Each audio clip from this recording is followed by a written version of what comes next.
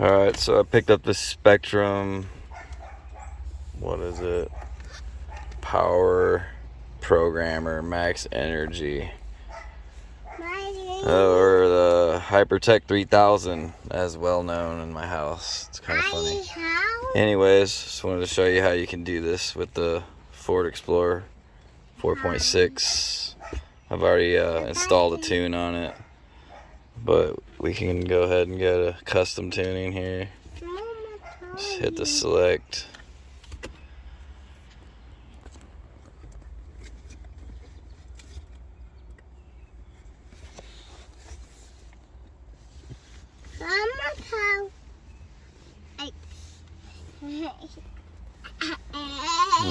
We can obviously only do basically custom programs that are already in it. They either have a stock tune, a premium, or a regular, which I run premium, so we'll do the premium. Then we can go to the rev limiter, which doesn't do much of a difference. I like it stock, so I kept it stock on the Explorer, but it only goes from negative to positive 500. You can mess with the top speed. Obviously I have to do the tire size whenever you do a new setting or custom setting. You have to make sure that you input all the other settings that you would need. So if you have different size tires,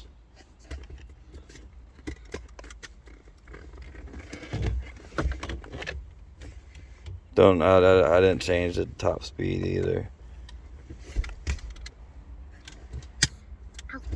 If you go out and go back in, it'll change it. So once you flash it, it'll let you know what you have. And then you just accept it.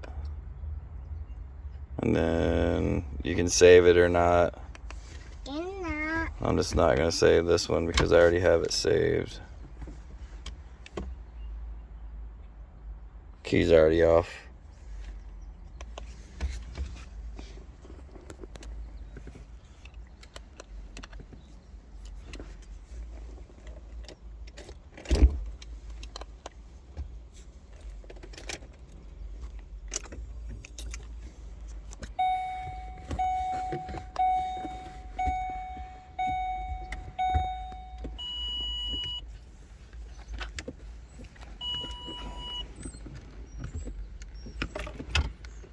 Oh, gotta clear those DTCs. It says on the package on this thing that you need to make sure that all your cigarette lighter accessories are unplugged or whatnot. But mainly it's just so you don't have to worry about if it's gonna drain your battery or not. You don't want it to drain your battery. I don't think it's gonna mess with your tune at all, considering it's just a file that it's just writing for your vehicle. You have to do this a couple times.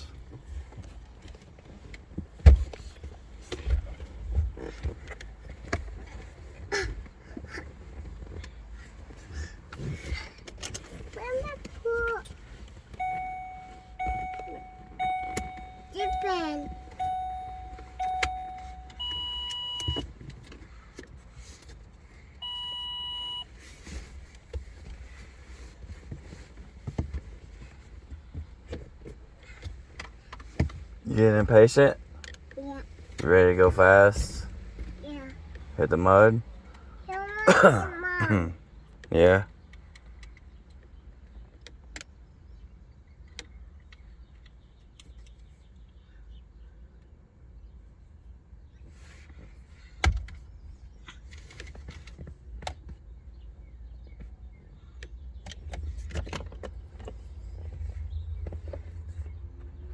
So I added K&N air filter MSD ignition, and Flowmaster exhaust. Has a leak on the passenger side. You can hear it when it starts up. It sounds like an engine tick, but it's a leak right underneath the firewall. I need to go up and have welded shut, hopefully. We'll see. But that's what I've added to this thing as well. After this thing starts or finishes what it's doing, I'll start it up and you guys can hear that, and I'll also show you what I did under the hood. So it's basically, this is the last little few seconds here that you got.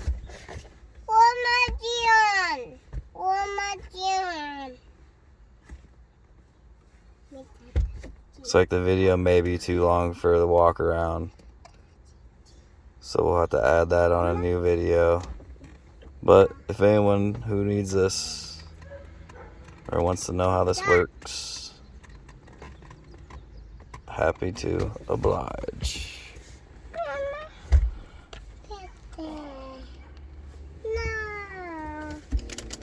Yeah, you gotta make sure you follow the directions. My seat likes to move.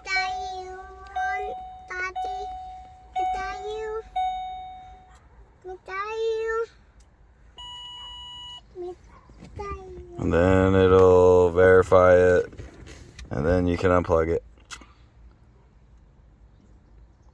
It only gives you the option to do anything on the fly.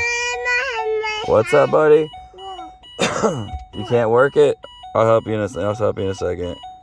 But yeah, you can't do anything on the fly. It's only for the Jeep, for the Spectrum model 3000. And then just unplug it.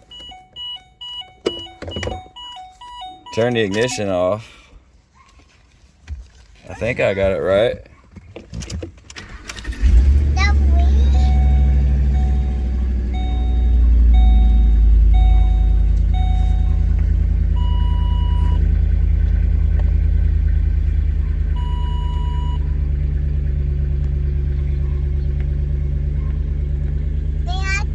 Wrench light's still on. Still haven't replaced that bearing yet. That was a cold start also.